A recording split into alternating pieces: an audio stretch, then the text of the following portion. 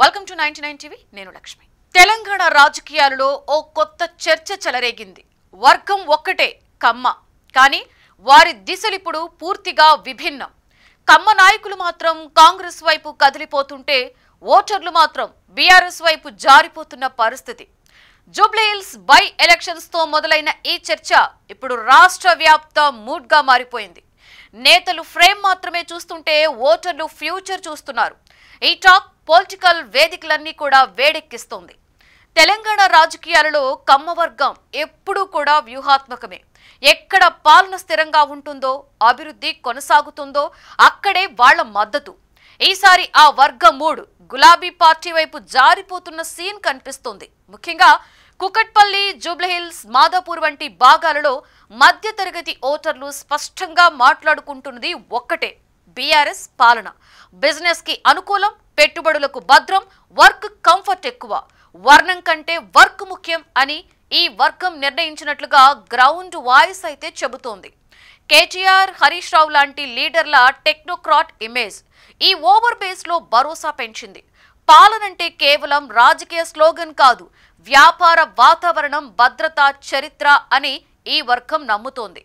సమీకరణాలు స్పష్టంగా కనిపిస్తున్నాయి. ఓటర్లు బీఆర్ఎస్ వైపు, నిర్ణయాలలో స్థిరత్వం. కానీ నాయకులు మాత్రం కొత్త అవకాశాల కోసం ప్రయత్నం మొదలుపెట్టారు. రాజకీయ లైన్లో కమ్మ నాయకులు, బిజినెస్ లాబీలు కొత్త లింకులు వేస్తున్నాయనే టాక్ వేడెక్కుతోంది. వాళ్ళిప్పుడు రేవంత్ రెడ్డి క్యాంప్ వైపు అడుగులు వేస్తున్నారని గుసగుసలు. కారణం Revanth Reddy free hand politics.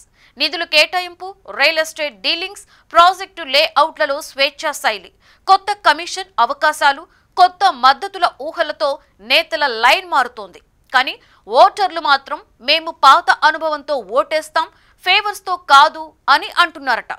Hyderabad urban ఓటర్లు దాదాపుగా 60 నుండి 65% వరకు బీఆర్ఎస్ వైపు మొగ్గు చూపుతున్నట్లుగా అంచనా.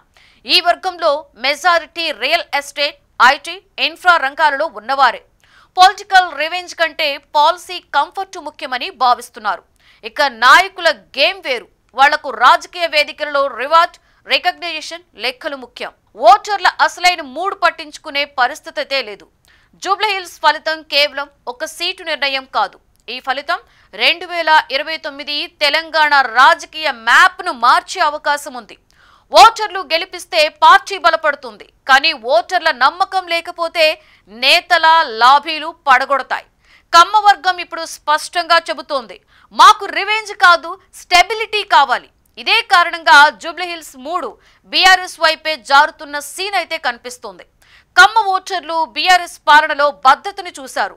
కమ్మ నాయకులు కాంగ్రెస్ లో అవకాశాలు వెతుకుతున్నారు. దీంతో వర్గం ఒకటే, అయినా దిశలు రెండు. తెలంగాణ రాజకీయ పటంలో ఇది కొత్త చీలిక. నాయకులు తమ స్థానం చూసుకుంటుంటే ఓటర్లు పాలన చూస్తున్నారు. కమ్మ ఓటర్లు బీఆర్ఎస్ వైపు, కమ్మ నాయకులు కాంగ్రెస్ వైపు. రోజు రోజుకి క్లారిటీ కనిపిస్తోంది. ఓటర్లు భవిష్యత్తు లెక్కలు వేశారు, నాయకులు వ్యక్తిగత లాభాల లెక్కలు వేశారు. ఈ గేమ్లో ఫలితం ఎవరిది? ఓటర్లదా లేక వ్యూహకర్తలదా? జవాబు జూబ్లీహిల్స్ ఈవీఎంలలోనే తేలుతుంది.